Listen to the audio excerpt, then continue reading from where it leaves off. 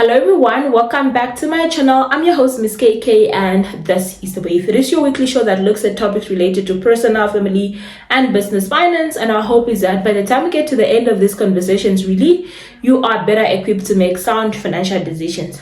So if you're new here, thank you very much for stopping by and welcome. And if you're already a returning subscriber, an awesome appreciation. So today we are going to be talking about the situation of the drought looming in Namibia, and in particular how that would affect food sustainability up north in Namibia, because that's where people are normally subsistence farmers and they depend on the rain to be able to produce food. And obviously with the current rain patterns, we don't expect any harvest this year. If we do, it's going to be very minimal. And so just before we get into that video, I've done quite a few videos where I've integrated tradition with finances. And if you're looking for that, I'll leave up the playlist or the name of the playlist here. I've done one on weddings, obviously, and its related finances.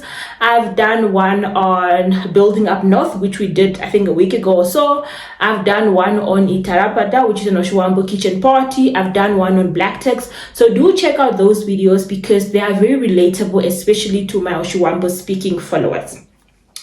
So today, I'm going to be discussing about the situation, the drought up north, and how it may affect you. And obviously, it may affect you differently depending on where you fit in the picture and the background that you come from. So we are doing this assuming you are part of the breadwinner package in your family in the north. You probably don't live in the north, or you perhaps live in the north and you live in your apartment separately, or you perhaps live at home and you are expected to contribute to the food budget at home, or sometimes you are actually the sole provider of the food budget at home, and that is obviously going to look differently because previously you were not used to buying the staple food because people always had mahangu flour to cook their porridge with. All you needed to do was really add up money for meat and maybe also supplements rice here and there. But if there's a crop failure, it means that there is nothing to supplement and your budget would have to cater for the primary meals that your household is going to consume. So the reason why we need to start this conversation now rather than in August, July, August, when the crops were ready for harvest, is because even the food availability at this phase of the year is affected. So if you think about the way we grow our mahangu fields up north, we would generally grow mahangu and maize, which is your staple crops that you'd wait until the end of July and August to harvest. But in the meantime, you grow other crops in the field that can sustain the household and supplement the mahangu that you had in the pond from the previous harvest. So you'd grow things like beans that you can eat now. Then you'd grow ihenda or tira. You would grow pumpkins, you would grow maize, and some of the maize you can eat while they're fresh. So when the kids come from school or the people finish plowing in the mahangu field, there would always be food for them to eat. But if the crops are failing now and there is no rain, that means there is nothing to sustain or to supplement the mahangu that's in the barn at the moment, which means that we are eating the mahangu solely, meaning the mahangu from the previous season will run out before the next mahangu is ready for harvest, unless of course your household is made up of a few people. So obviously now, if you have people, your budget will need to start sustaining your household earlier than expected. That's why we are having this conversation, to just help you prepare what you should be doing in anticipation of the tough times that are coming ahead. And what makes this year particularly difficult is because we are already facing high interest rates, meaning our disposable income is quite stretched. We are facing high inflationary times. Food prices just went up as far as 14% last month with the last statistics that were released. So we really are in for a rough ride. And if we now have crop failures, we are going to have an increase in the demand of basic food, which is just going to further drive up the price, meaning food inflation is just going to continue to rise. So we really need to spare, to take some time, relax and think back of how you're going to be approaching the situation. And that's what we are going to be talking about today. So the first thing I would do in this situation, or I have actually started doing, because I'm also part of the breadwinner package at home. My mother doesn't have a full-time job. She has a lot of grandkids to take care, and I also then contribute towards our household's needs in the north. So that doesn't exclude me from the conversation. And you also need to take into consideration how many other people in your household contribute to the breadwinning process or to the black tax process at home. Because if you are a handful of you guys, it means the burden might be a bit lighter, but if you are the sole breadwinner, it means that the burden will continue to get heavy from now onward. So what you need to do, number one, is look at your household and assess critically and honestly how many people are dependent on you and how are they currently surviving. Okay, so that means reflecting and say, okay, do I sustain my household in town? How many of us are living in that household, and how is our food budget currently? And am I sustaining a household in the village? How many people are there? How many people have the capacity to earn an income? And how much are we currently spending on food? Or if we are not spending at the moment, how are our reserve currently? That means you potentially need to call up your grandpa or grandma and ask until when, before we can start buying food. Or perhaps you don't even need to wait until the mahangu is finished, because it's easier to supplement mahangu with maize and let it last longer, as opposed to letting people eat pure mahangu now and that mahangu running out slightly faster. So having that conversation to actually just understand where are you currently standing in terms of the food base, as well as the people that are able to contribute to the food budget. And when I say how many people in your household earn an income, you honestly need to make sure that you are considering every possible income, and you are not only looking at your people that have salaries.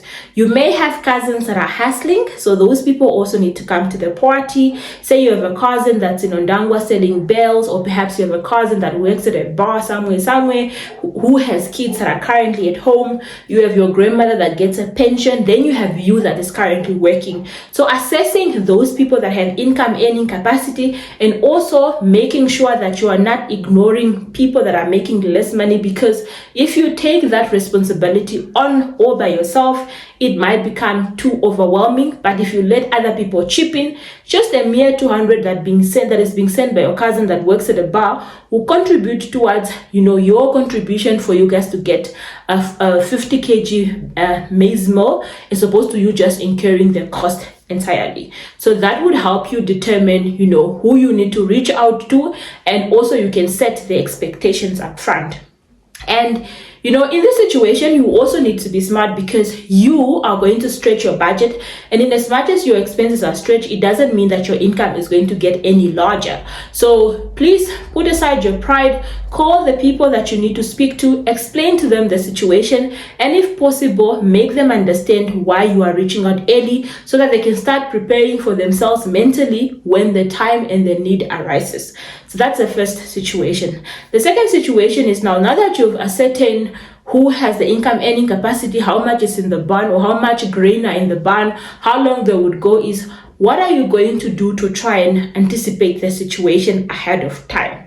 So obviously, trying to buy mahangu now is going to be cheaper than trying to buy mahangu in August when everyone else is looking for mahangu. So perhaps also starting making the calls of where people have excess mahangu and how much you can squeeze in your budget to buy maybe 250 kg bags of mahangu every month from now until say June, July, so that you can start building up some reserve. Because by default, the fact that there's a shortage of mahangu this year, the price per kg for mahangu is definitely going to shoot up the roof, and it might not be affordable when you need it. So already incorporating small amounts of food sustainability in your budget would really go a long way. So that's the first thing. The second thing is, despite you buying mahangu, which is the staple food for many households in the north, what else can you start building up now that would help your family later? So the basic food that can be cooked up north include rice, include pasta, and it also includes buying things like tinned items. So perhaps when you do your grocery shopping in town, you can add an additional 10 kg of rice for that month if the budget allows. Then the following month you add an additional 3 kg of pasta. Then the following month you add 4 tinned fish of those peel shot, and you build up a reserve in your house or in your room in town, such that when you go and visit home, you are taking those supplies to them and you are not squeezing them in the budget when you are traveling. So that is something personally I'm considering doing, and I've been looking around for places where I can buy bigger sizes of the rice, of the pastas at a reasonable price, and then maybe building up that reserve, putting it under my bed or putting it in the excess space that I have anywhere in the house, so that when I need to go home at some stage, I can just take a portion of this. And you don't have to take all of it at once, because the moment people see 10 kg of rice and all of a sudden every single day they are cooking rice, as opposed to when they only see one, they can actually try and manage that, and instead of actually cooking excess food. So I know this sounds like but really, if things are really tough for you, and if you are expected to cater for that household, you really need to start taking advantage of sales, trying to build up those stocks now, so that later when the household is really in need, then you have some reserve, and you're also making a room for your budget already to start absorbing the shock that's gonna come with it. The food shortages. So we've spoken about assessing the needs. We've spoken about building up some, dry food items, also stocking up mahangu if you can.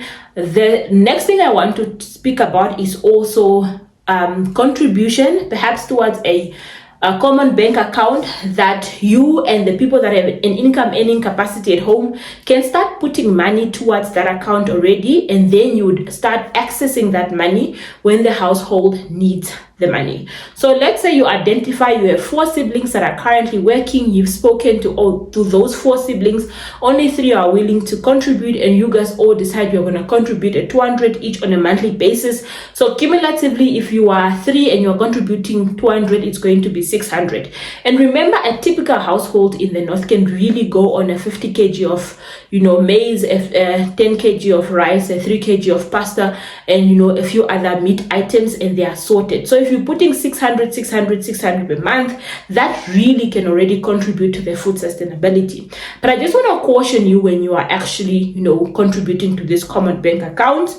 But the most important thing when it comes to joint bank accounts or common bank accounts or this group account things is accountability. You need to make sure that there is some sort of ground rules on ensuring that each member is contributing in that bank account on a monthly basis. There's someone giving report to the rest of the members of how much is in the bank account, and if there's any member that has defaulted on their contribution, you need to assess the reason for defaulting on this contribution, and perhaps what would be the control in place, whether that member would need to catch up the following month on the missed contribution, or you are forgiving the member for not contributing that month.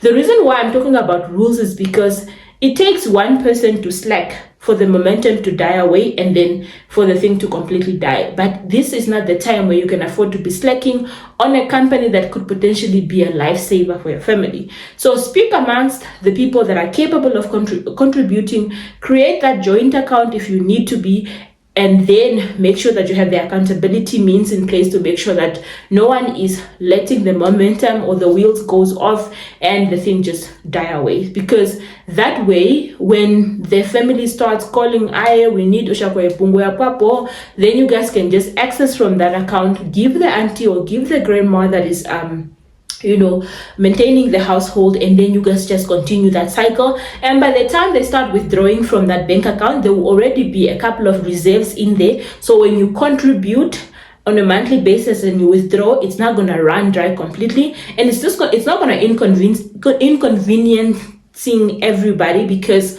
you guys are already used to putting that money aside. So that is one thing. Another thing that you can also do. And what I would also do is now also have an honest communication, an honest conversation with the people that are involved, especially the people that are responsible for making sure that the food is sustainable and the food lasts for the duration that it needs to last at home. Look, people have this mentality: if there is a 50 kg bag, then there's extra porridge that is left,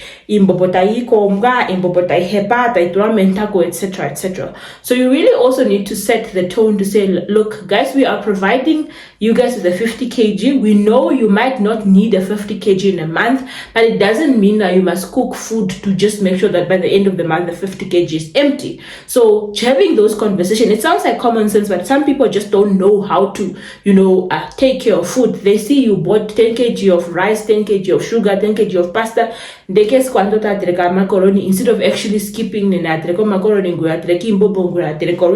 So those are the conversations that you need to have with your people that are responsible for the food making process, to make sure that they are also taking care of the food and also making sure that it lasts. And lastly, on the aspect of of family relationship, it's also just checking up on the people, because mental health in these times of drought is really, really important, and it can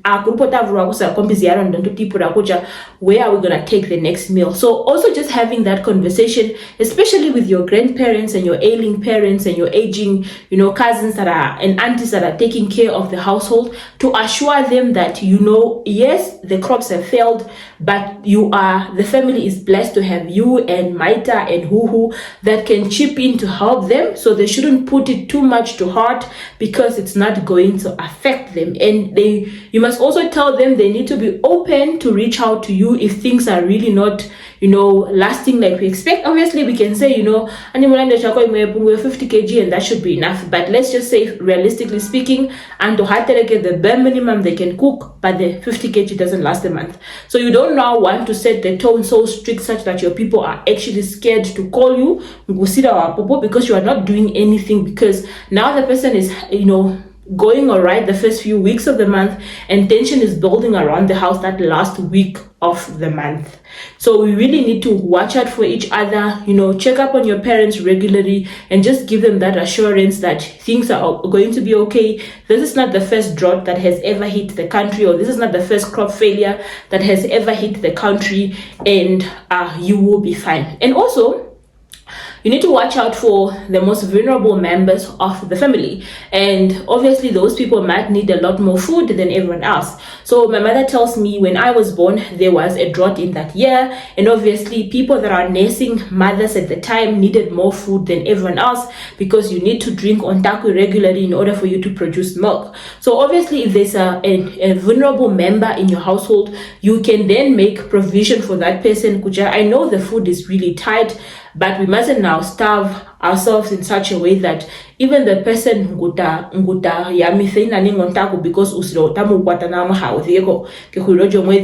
that will also not help anything. So those are really the conversations that we need to start having with our families, in order to make sure that in as much as we are watching over everyone's physical health, we are also watching over everyone's mental health.